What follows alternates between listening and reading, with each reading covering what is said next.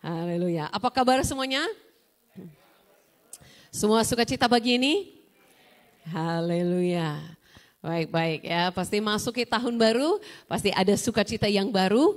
Ya, kita juga ada tema yang baru, banyak hal yang baru. Masih suasana tahun baru kan? Sekalipun ini sudah minggu keberapa ya? Baru minggu kedua. Wah, nggak terasa ya, rasa udah 2 bulan bagi saya. Oke, enggak. Oke, haleluya. Jadi kita hari ini akan masuki tema yang baru dan saya akan membagikan sesuatu yang sebenarnya ada seperti renungan pribadi.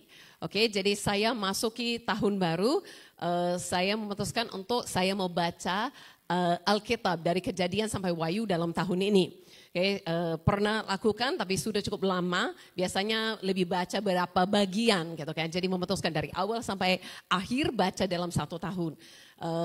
Tidak terlalu susah, hanya sekitar baca 4 pasal per hari.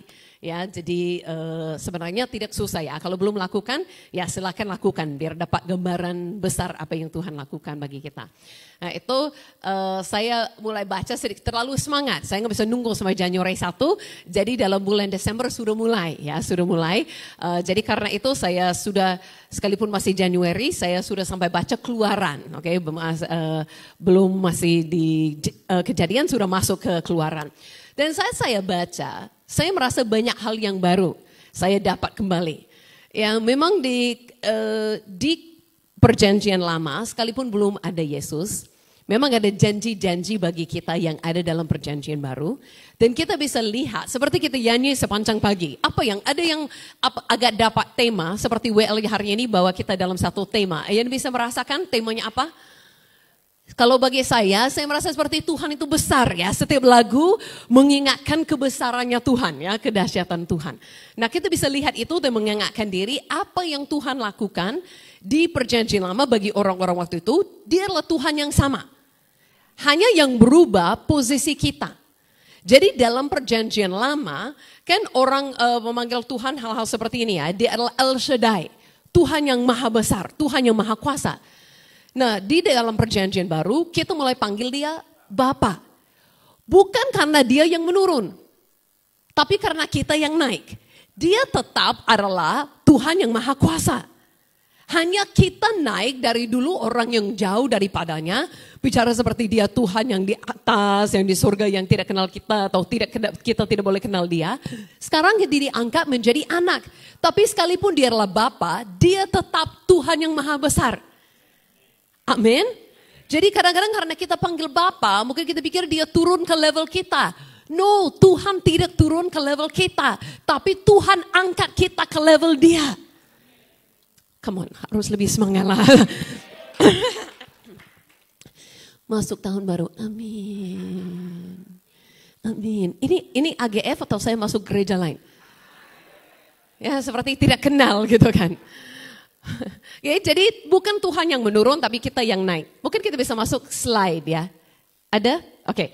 Jadi hari ini saya mau mengajar kita apa yang saya renungkan pribadi ya. Untuk tahun ini ingat kembali siapa kita, posisi kita. Dan menjadi berani. Oke, jadi berani meminta sebagai anak Allah. Nah Allah yang masih tetap Allah yang maha kuasa. Oke, Allah tetap yang Allah maha besar. Tetapi kita yang diangkat menjadi anaknya.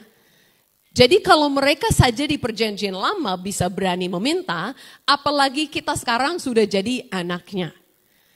Oke, kenapa ini mungkin benar-benar Tuhan berbicara kepada saya hari ini kayak membagikan apa yang saya sendiri alami beberapa hari ini. Karena masuk tahun baru saya semangat sekali. Tetapi karena masuk tahun baru banyak hal yang baru mau dilakukan, ditambahin dengan yang lama. Yang lama bukan di stop ya, jalani yang lama tambahin yang baru. Jadi saya kemarin mulai, jalani terus seperti hal-hal seperti program TV, itu tetap dijalani setiap bulan. Tapi misi tetap dijalani, tapi tambah berapa orang yang baru. Ya kan, ini WIBI tetap dijalani, tapi mau membangun lagi lantai kedua, mau lakukan ini itu. Nah itu soal semangat, sampai saya mulai hitung-hitung. Dana berapa untuk itu semua? Lakukan yang lama. Ya kan, contohnya tahun lalu untuk program televisi kan ada mitra, ada orang yang kerja sama. Selama setahun, praktik Desember sudah stop. Jadi Januari harus cari lagi. Nanti saya umumkan lagi, kita akan bangun, kita akan lakukan ini. Saya mulai mikir, dari mana ini semua? Ya, jadi kadang-kadang kita mulai seperti hitung-hitung. Tapi Tuhan melalui kejadian di Keluaran mengingatkan saya, siapa posisi kita dan apa yang kita dapat lakukan. Kita menjadi berani meminta sebagai anak Allah. Amin. Siapa di sini percaya dirinya adalah anak Allah? Amin. Oke, luar biasa. Jadi kisah ini mulai di Keluaran 3. Nah, dalam Keluaran 3 ini adalah saatnya Tuhan memanggil Musa untuk nanti masuk kembali ke Mesir dan membawa semua bangsa Israel keluar. Makanya keluarannya keluar dari Mesir ya. Untuk mereka dari posisinya budak-budak, mereka dipindahkan keluar dan nanti satu hari akan masuk tanah perjanjian. Oke, jadi dalam Keluaran 3, Musa banyak alasan. Masih banyak tanya-tanya Tuhan. Bagaimana. Nah, Tuhan bukan Tuhan yang suruh kita lakukan sesuatu, nanti pikir-pikir setelah kita tanya. Oh ya, saya belum pikir ke situ ya, bagaimana? Kan Tuhan bukan seperti kita manusia. Dia nggak enak-enak aja suruh-suruh. Sebelum dia suruh-suruh, dia sudah rencanakan semuanya dengan sempurna. Jadi sebelum Musa pun bisa katakan, aku kurang begini-begini, Tuhan sudah siapkan Aaron. Ya, sebelum Musa bisa katakan begini-begini, Tuhan sudah tahu apa yang dia lakukan. Jadi pernah pikir enggak, ini jumlah besar, satu bangsa keluar dari Mesir, mereka orang-orang miskin. Mereka selama ini dibuat kayak budak. Bagaimana mereka bisa keluar dengan tidak membawa apa-apa? Jadi ini janji Tuhan, persiapan Tuhan yang luar biasa. Tuhan berkata seperti ini, Tuhan yang maha tahu. Tuhan lebih tahu daripada kita. Kita mungkin belum tahu semua yang akan terjadi tahun ini. Tetapi Tuhan yang tahu. Amin. Ya, kadang-kadang kita bagaimana? Tuhan yang tahu. Jadi Tuhan pun katakan kepada Musa, tetapi aku tahu bahwa Raja Mesir tidak akan membiarkan kamu pergi kecuali dipaksa oleh tangan yang kuat. Ayat 20. Tetapi aku akan mencungkan tanganku dan memukul Mesir dengan segala perbuatan yang ajaib yang akan kulakukan di tengah-tengahnya. Sesudah itu ia akan membiarkan kamu pergi. Nah, kita pikir sampai di sini sudah luar biasa. Kenapa? Karena dengan tidak dibiarkan pergi, Tuhan bisa ubahkan itu membuat mereka pergi. Kita mungkin pikir itu sudah cukup. Dari kayak dibuat budak-budak diizinkan bebas. Wow, sudah luar biasa. Tapi Tuhan siapkan lebih daripada itu. Kalau kita baca ayat 21, 22. Dan aku akan membuat orang Mesir bermurah hati terhadap bangsa ini. Sehingga apabila kamu pergi, kamu tidak pergi tanpa hampa. Nah, apa yang dikatakan ayat 22? Tetapi tiap-tiap perempuan harus meminta dari tetangganya dan dari perempuan yang tinggal di rumahnya barang-barang perak dan emas dan kain-kain yang akan kamu kenakan kepada anak-anakmu laki dan perempuan. Demikian kamu akan pasti orang Mesir itu. Ini mungkin kita bingung. Kok ini kayak orangnya yang dibawa, orang yang dibawa kayak budak, kok bisa minta hal-hal yang paling berharga. Kan? Jadi Tuhan gak sampai aja memikir, oke, bangsa Israel di dalam dibuat seperti ini, dilepaskan saja, dibebaskan saja, sudah cukup baik. Tuhan sudah sediakan, ini firman-Nya, dia berjanji. Dia sudah sediakan jauh lebih daripada itu. Nah, saya mau katakan kepada kita semua di sini, kita belum tahu apa yang akan terjadi di Januari. Apa masalah yang akan datang, atau mungkin hal-hal besar yang Tuhan minta kita lakukan, atau apapun. Tapi percayalah, sebelum itu semuanya datang, Tuhan sudah tahu, dan Tuhan sudah sediakan segala sesuatu yang kita perlukan. Bahkan lebih daripada itu. Amin. Tolonglah, senyumlah kepada saya, saudara. Bikin saya grogi hari ini. Hai, mana senyumnya? Semua seram sekali ya mukanya hari ini. Haleluya. Oke, jadi apa yang terjadi? Musa pergi ke Mesir. Dan memang benar, Firaun tidak mau lepaskan, Mesir tidak mau lepaskan. Sampai tula-tula yang terjadi. Nah, tula yang terakhir yang terjadi adalah dikatakan akan ada roh mati yang datang. Dan bagaimana dia mau menyelamatkan orang Mesir? Kalau kita lihat foto yang berikut, orang Israel. Bagaimana orang Israel diselamatkan? Mereka sembelih domba, ambil darahnya, dan mereka taruh di atas dan di samping pintu masuk rumah mereka. Oke, jadi ini yang mereka lakukan. Mereka taruh darah domba di atas rumah mereka, di pintu mereka. Dan saat itu Romati datang lewati jalan-jalan, saat melihat ada darah, dia tidak memasuki rumah itu dan rumah itu selamat. Oke, kita semua ingat ya. Kalau malam itu, kalau kita baca di bahasa Indonesia, dipanggil Paskah. Nah saya kurang setuju dipanggil Paskah. Karena biasanya kita pikir Paskah itu kan kebangkitan Yesus. Oke, ini beda. Jadi sebenarnya sebelum kebangkitan Yesus kan kita tahu ada Jumat Agung. Nah di mana mereka melakukan ini lebih ke Jumat Agung. Bahasa Inggris namanya begini, Passover. Yang di Wibi sudah belajar ya, oke, Passover ya, oke. Passover itu kan artinya kan lewat. Praktik Romati itu kan lewat, rumahnya nggak masuk dalam, mereka selamat. Oke, jadi di perayaan Passover ini, mereka taruh darahnya begini, mereka ikut semua yang Tuhan minta. Jadi Tuhan minta melakukan seperti ini, seperti ini, seperti ini. Mereka taruh darah, betul. Romati itu lewat, pas saja ya. Passover rumah mereka, lewat rumah mereka, tidak masuk, mereka selamat. Dan setelah kejadian ini, akhirnya mereka dibebaskan untuk keluar Mesir. Tapi sebelum mereka keluar Mesir, mereka ingat, bukan saja sampai keluar dengan tangan kosong, bukan saja keluar dengan lari tidak memiliki apa-apa. Kalau kita lihat, ini kejadian di Keluaran pasal 12. Maaf saya buat ayatnya salah di situ, masih pasal 3, minta maaf, saya baru perhatikan kesalahan setelah slide sudah dikirim. Oke, jadi ini pasal 12 ayat 35. Dan berkata orang Israel melakukan juga, mau perbaiki slide-nya. Mau perbaiki kesalahan saya mungkin, sorry, minta maaf. Saya hari ini sangat grogi, kenapa? Saya baru mulai mengajar khotbah kepada siswa di Wibi. Dan cukup banyak di sini. Saya takut mereka menilai khotbah saya hari ini. Slide pun salah, ya kan? Waduh, memang benar-benar sampai keringatan. Apakah ruangan ini panas hari ini atau bagaimana ini? Atau api Roh Kudus, nggak tahu ya. Aduh, sampai slide pun salah, haleluya. Tapi hari ini unik ya, saya masuk tadi pagi, saya cerita-cerita sambil nunggu slide ya. Oke, saya masuk tadi pagi, saya ingat, tahu nggak? Tahun lalu saya khotbah di AGF kayaknya terakhir bulan 9 kalau nggak salah. Bulan 9, betul ya? Ibu ingat ya? Oke, bulan 9 tahun 2003 saya khotbah di sini. Dan saya bernubuat satu hal. Dan itu jadi. Pernubuatan saya jadi, saudara. Ada yang ingat apa itu? Ada yang semua yang melayani waktu itu kan? Semua yang melayani, oh sebenarnya kata-katanya benar, cuman ayatnya saja yang salah. Oh makanya mereka sibuk-sibuk. Sorry, cuman title-nya aja, referensi aja yang salah. Itu slide-nya masih benar. Waduh, sorry, salah semua nih, haleluya. Waktu itu kan semua yang layani orang Wibi, sampai pemain drum.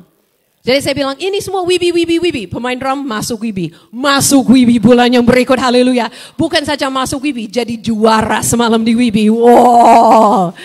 Saya pun hitung-hitung tadi pagi, kok juara tahun kedua orang pertama Wibi, dari Wibi itu orang AGF.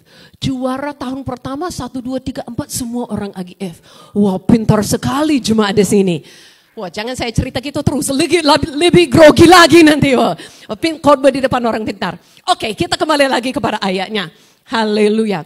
Nah orang Israel melakukan juga seperti kata Musa. Oke, ini pasal 12 ya. Mereka meminta dari orang Mesir barang-barang emas dan barang dan perak serta kain-kain.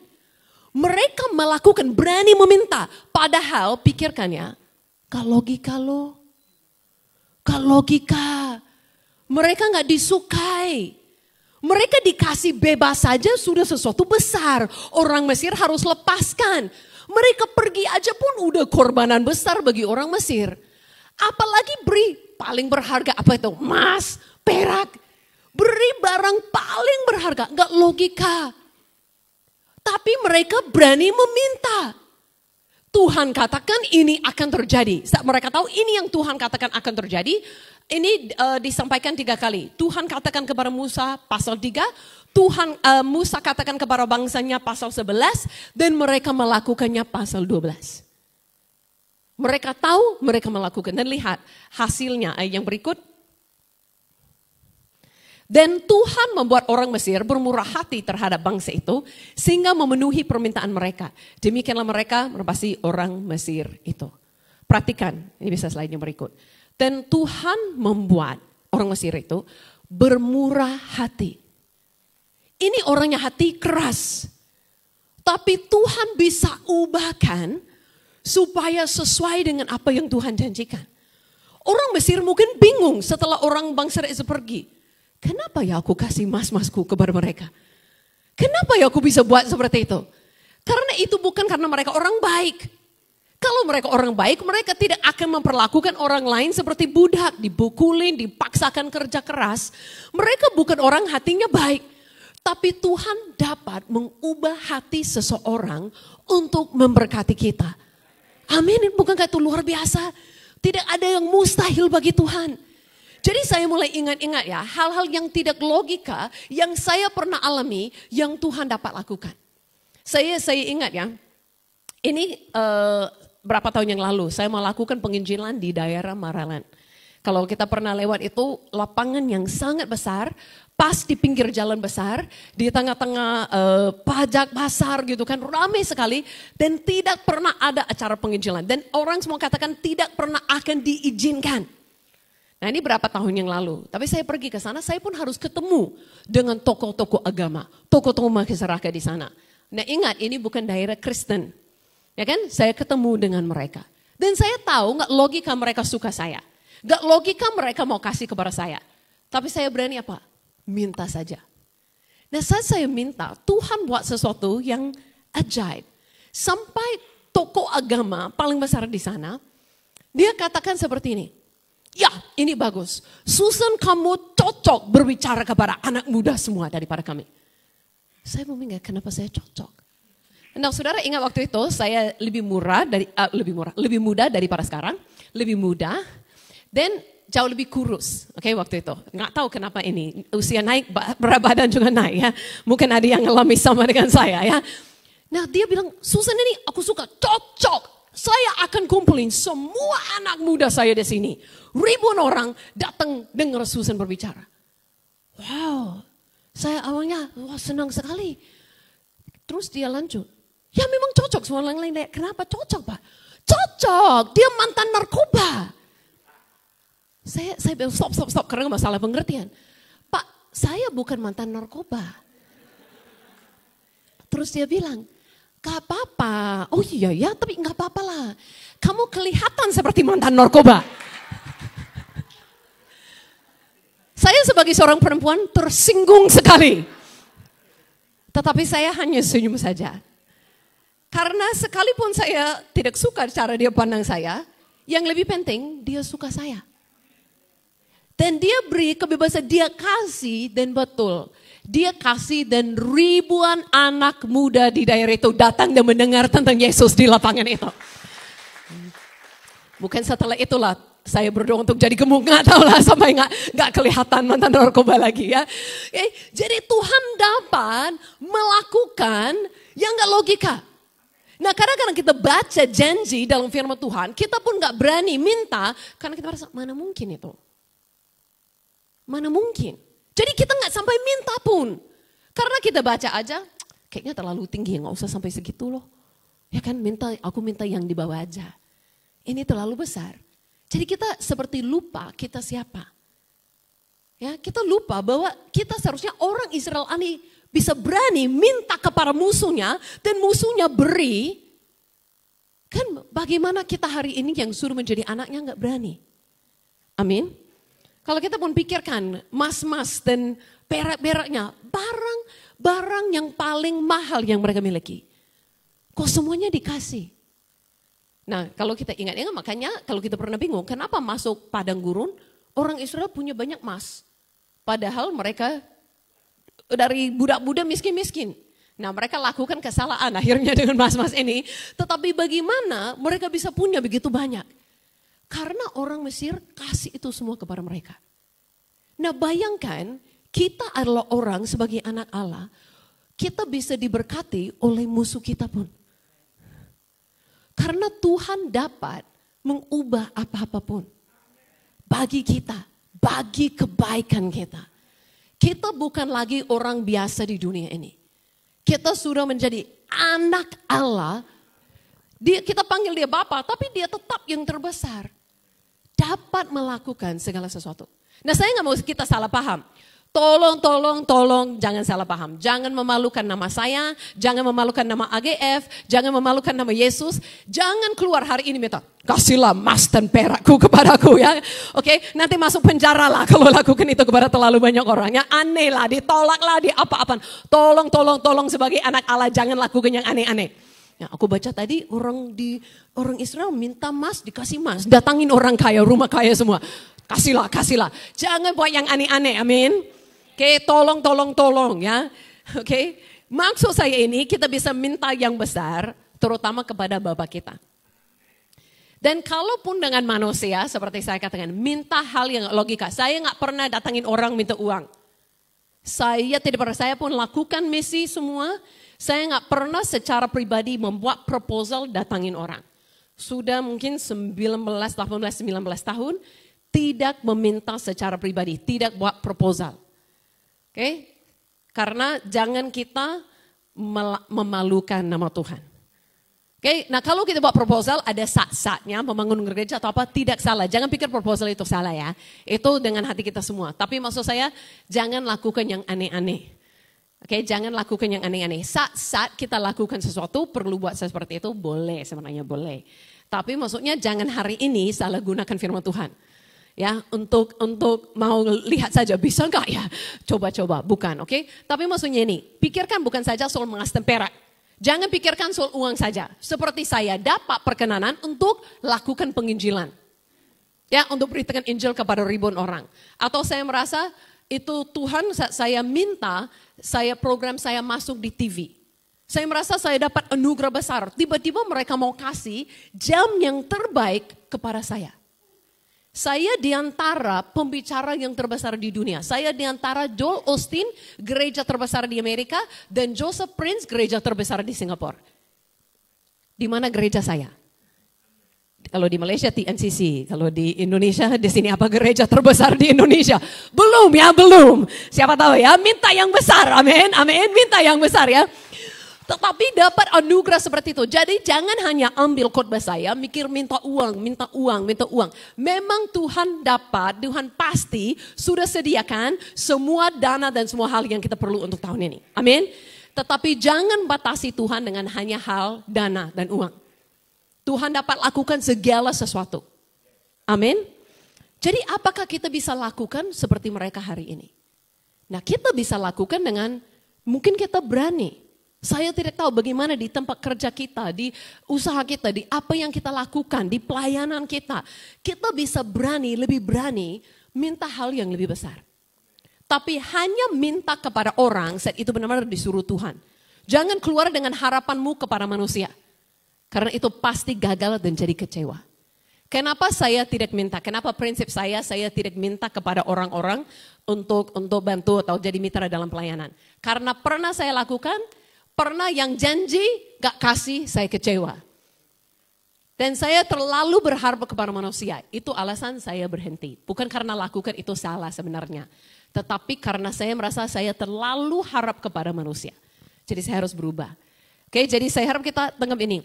Kita bisa meminta, tapi ekspektasi Tuhan lakukan hal-hal besar dalam hidup kita. Bahkan kita hari ini memiliki yang lebih baik daripada mereka waktu itu. Karena kita sekarang ini, mereka waktu itu masih perjanjian lama. Kita hari ini kan perjanjian baru. Nah Tuhan sama, Tuhan yang maha besar. Dahulu, sekarang, sampai selama-lamanya. Tetapi yang berubah posisi kita. Jadi mereka di hari Passover supaya tidak kena kematian, supaya kan tidak ada korban, mereka apa? Mereka gunakan darah domba.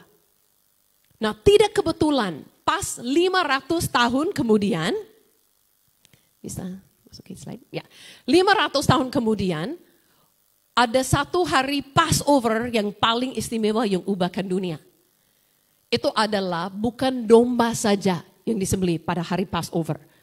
Tapi Yesus yang seperti domba memberikan nyawanya dan menjadi korban yang sempurna bagi kita. 500 tahun setelah hari Mesir, setelah mereka taruh darah di pintu mereka supaya hanya bisa keluar Mesir, Yesus menjadi seperti domba Allah yang rela memberi, yang gak melawan, yang rela memberi nyawanya menjadi korban yang sempurna bagi kita.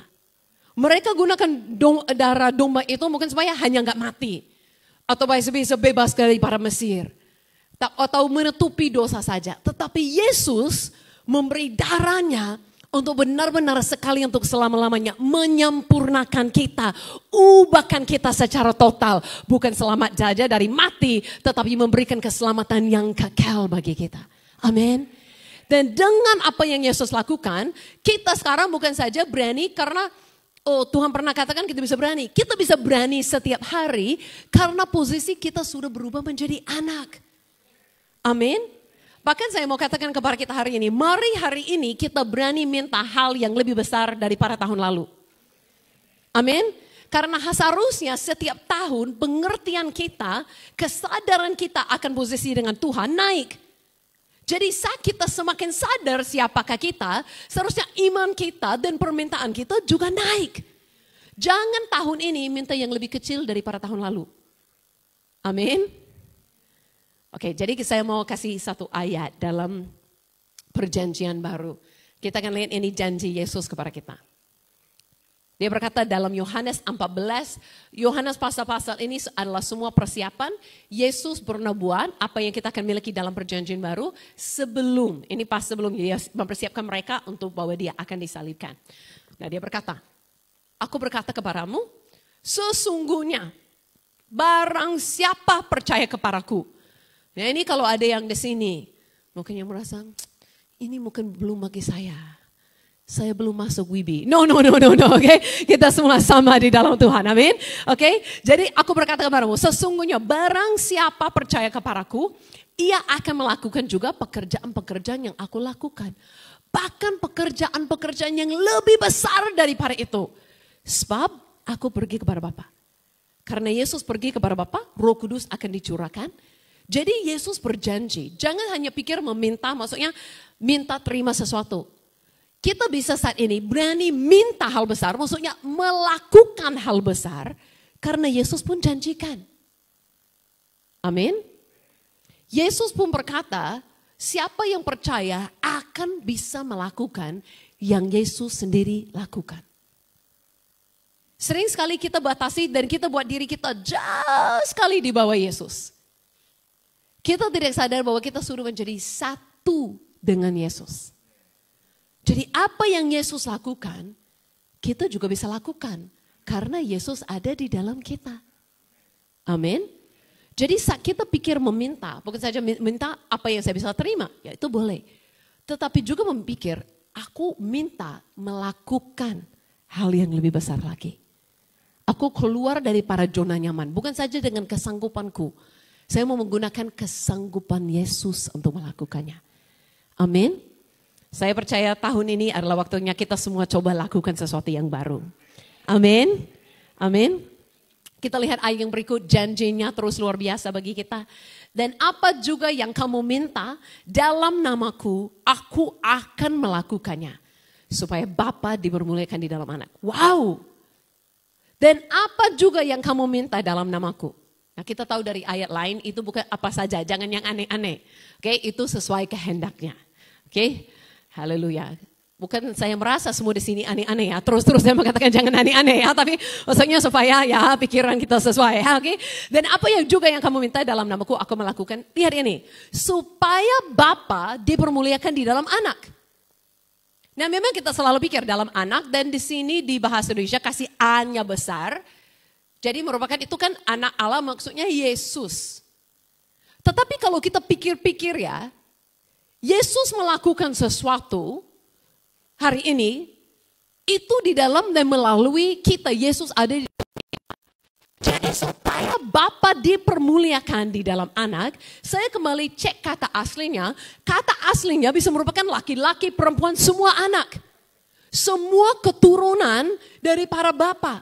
Jadi saya ada maksudnya begini, kenapa kita mau minta hal besar?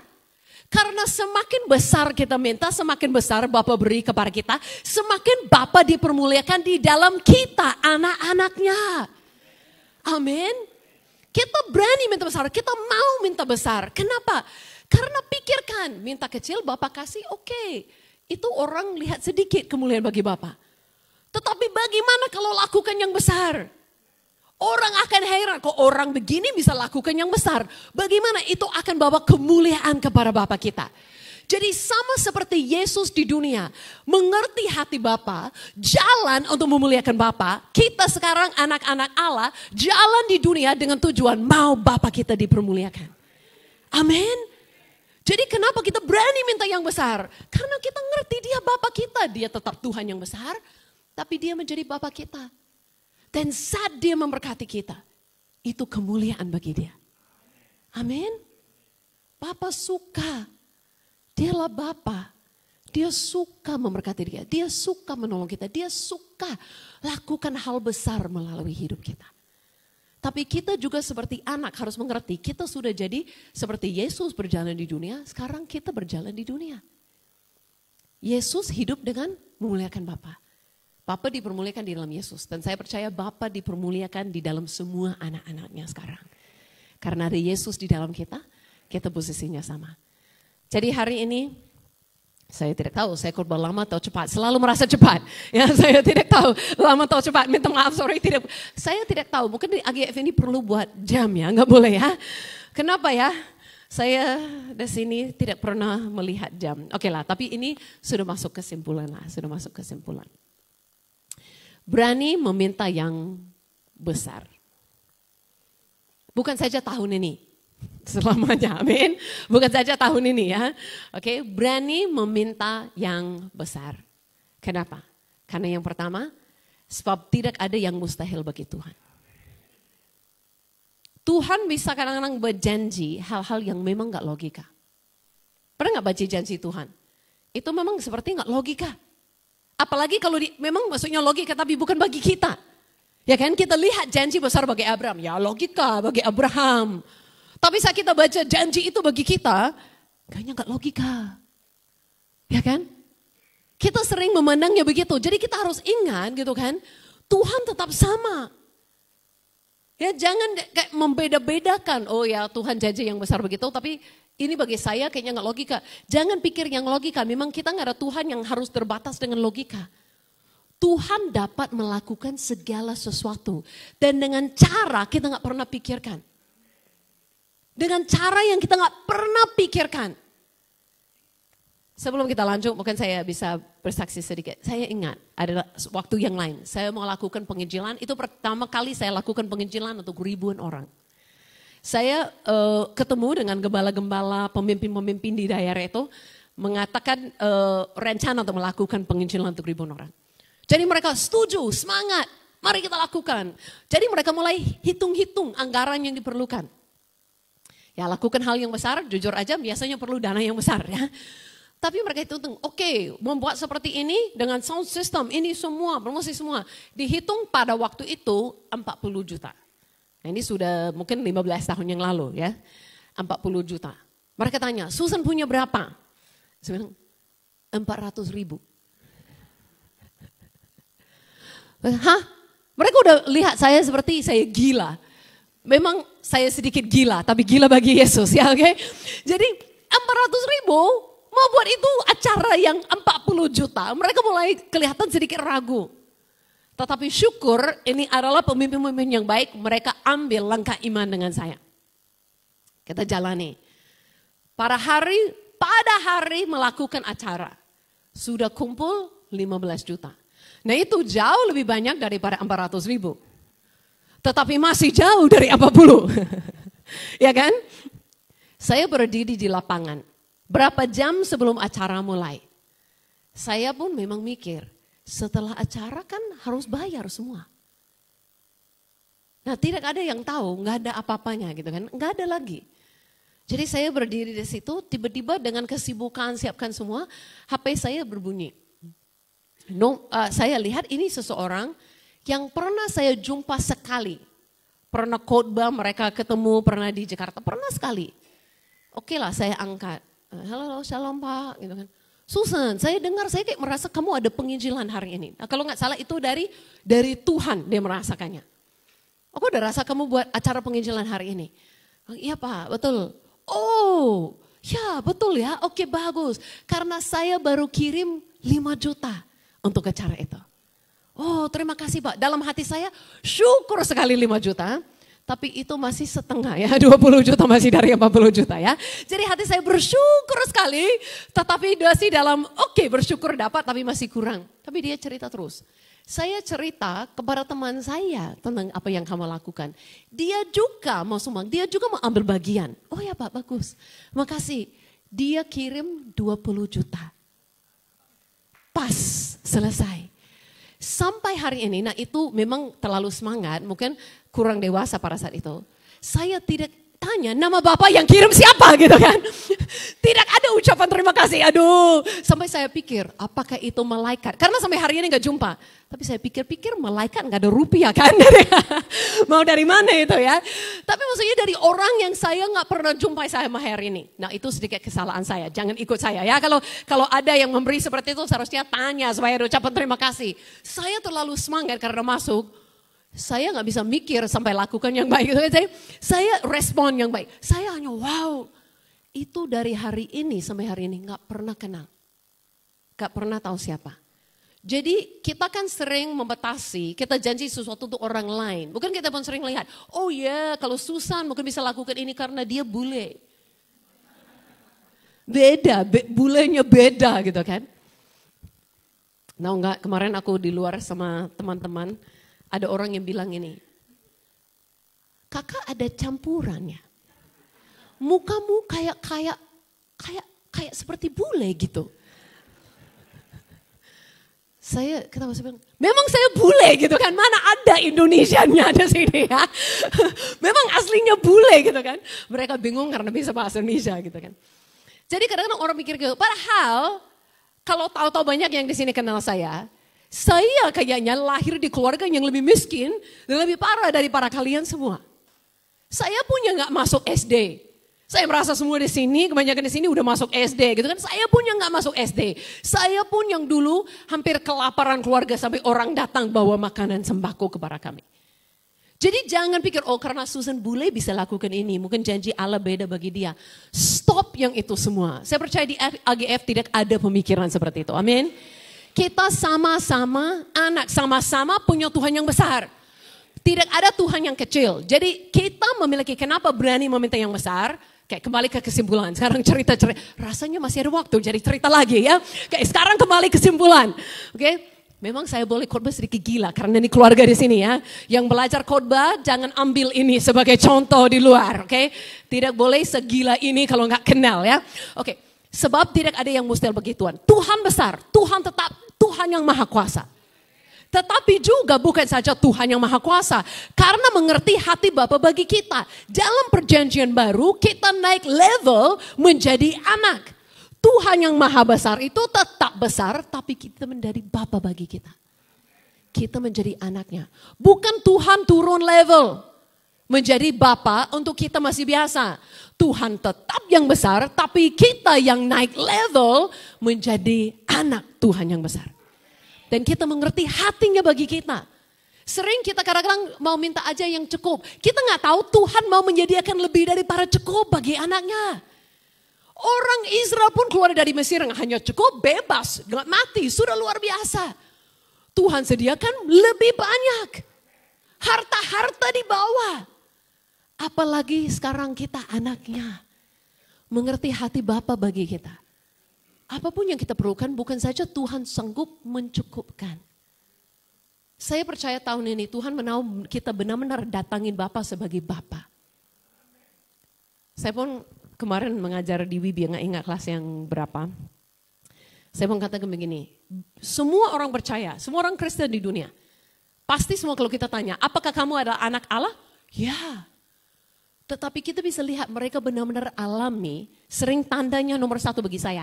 Cara mereka meminta. Kalau mereka masih membatasi, masih minta dengan ketakutan, masih minta dengan minta ampun sebelumnya, masih seperti takut mendekatin, malu-malu untuk minta, berarti enggak benar-benar mengalami itu Bapa.